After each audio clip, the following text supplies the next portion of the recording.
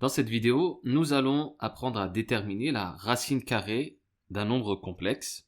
Jusqu'à maintenant, vous avez vu que la racine carrée d'un nombre était forcément un nombre positif, mais la notion s'étend évidemment au cas complexe, ce qui va permettre un certain nombre de résultats, notamment la résolution d'équations du second degré à coefficient complexe. Alors, donc la méthode est la suivante, on va considérer le nombre complexe c égale 4 plus 3i. La première étape, c'est de chercher un nombre complexe qui s'écrit sous la forme algébrique x plus y, on va le noter z, x et y étant réels. Ce nombre-là, donc, quand je le passe au carré, ça doit être égal à 4 plus 3i. Alors on va procéder par identification, on a besoin pour ça de calculer z au carré. Donc z carré, après calcul, ça fait x carré moins y carré plus 2xy fois i. Et deux nombres complexes sont égaux si et seulement si ils ont la même partie réelle et la même partie imaginaire.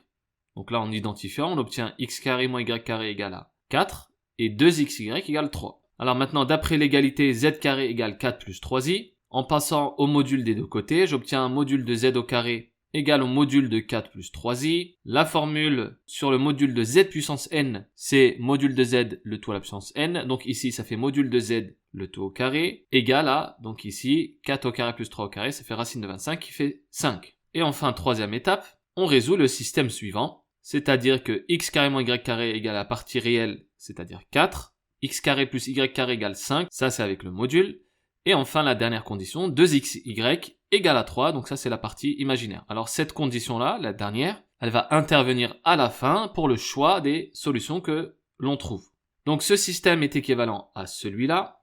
Par opération élémentaire sur les lignes, on obtient 2x carré égale 9, c'est-à-dire x égale à plus ou moins racine de 9 demi, c'est-à-dire plus ou moins 3 racines de 2 sur 2. Une fois que j'ai x, je l'injecte dans la première équation, ça me permet de trouver y, et après calcul, on trouve y égale à plus ou moins racine de 2 sur 2.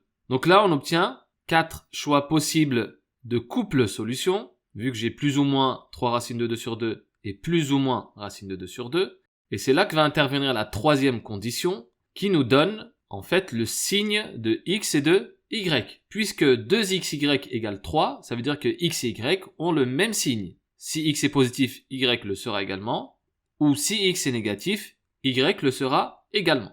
Ce qui donne donc deux possibilités seulement, 3 racines de 2 sur 2, racine de 2 sur 2, ou bien moins 3 racines de 2 sur 2, et moins racine de 2 sur 2. Ainsi, les racines carrées du nombre complexe 4 plus 3i, c'est donc 3 racines de 2 sur 2 plus i racine de 2 sur 2 et moins 3 racines de 2 sur 2 moins i racine de 2 sur 2. Une fois qu'on sait déterminer les racines carrées d'un nombre complexe, eh bien la résolution d'une équation du second degré à coefficient complexe est maintenant très simple. Et je rappelle que az carré plus bz plus c égale à 0 admet deux solutions distinctes en passant par la forme canonique, la démonstration classique que vous avez vue au lycée. Donc la résolution, on calcule delta, donc le discriminant b carré moins 4ac. Attention, delta c'est un nombre complexe. Et nous on va chercher du coup un nombre petit delta, tel que lorsque je le passe au carré, ça donne le discriminant. On cherche alors les racines carrées de delta, qu'on peut appeler delta 1 et delta 2. On en choisit une des deux, par exemple delta 1. Les solutions s'écrivent donc z1 égale à moins b moins racine de delta 1 sur 2a, et z2 égale à moins b plus racine de delta 1 sur 2a. Et si je prends delta 2, on retrouve les mêmes résultats. Petit exemple de résolution, avec l'équation du second degré z carré plus 2 plus i facteur de z moins 1 quart facteur de 1 moins i égale 0. On calcule le discriminant et après calcul ça fait 4 plus 3i. On retrouve la recherche de racine carrée qu'on vient d'effectuer précédemment et les solutions on les a déjà trouvées. Z1 égale à moins b moins delta sur 2a et moins b plus delta sur 2a. Ce qui donne après calcul les racines suivantes. Avec cette méthode, vous êtes maintenant bien équipé pour aborder ce type de problème. Les nombres complexes ne sont pas seulement utiles pour résoudre des équations mathématiques, ils jouent aussi un rôle clé dans différents domaines, comme la physique, l'électronique ou même la modélisation informatique. Merci d'avoir suivi la vidéo jusqu'ici. À très bientôt pour une nouvelle leçon de mathématiques inspirante.